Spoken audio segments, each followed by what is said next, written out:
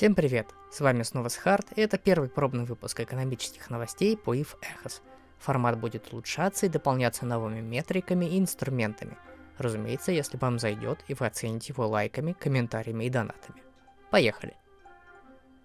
Для начала изучим динамику цен из официальных источников. Цены собираются по понедельникам вечером.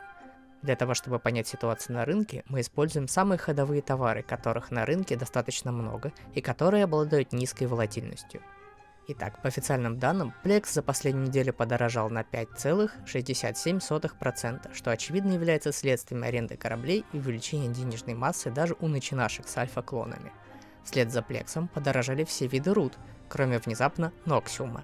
Скорее всего, это связано с тем, что Noxium — это самый дорогой хайсечный материал, а значит количество лопат в хайсеках тоже увеличилось. Сильнее всех подскочили цены на изоген — 12,37%, морфит — 9,49% и зидрин — 8,2%. Майнинг в нулях становится все актуальнее. Плазмоиды, которые являются нашим излюбленным топливом для модулей, тоже подорожали, но незначительно. Также мы ввели новую метрику по акселераторам бурения, как референсный и ходовой товар среди крабов, так и лопат.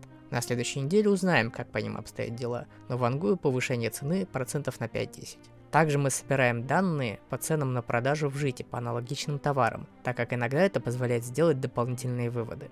Итак, реальная цена Плекса на момент замера составляла 2 миллиона 750 тысяч исков. Падение цены к Noxium еще более заметно, что говорит о том, что Noxium был выставлен в огромных объемах именно в жите. Также в жите сейчас не имеет смысла продавать морфит по той же самой причине. Его ценник упал по сравнению с прошлой неделей аж на 11,5%. Плазмоиды же резко подскочили в цене, так что их как раз стоит покупать не в жите.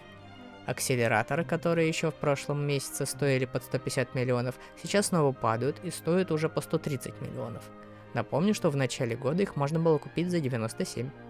А на этом пока все. Пишите, какие востребованные товары стоит отслеживать и какие метрики вам будут интересны. Ссылки для донатов и мой ник для персональных пожертвований ИСок в описании. С вами был Схарт, Sky News Industry, конец связи.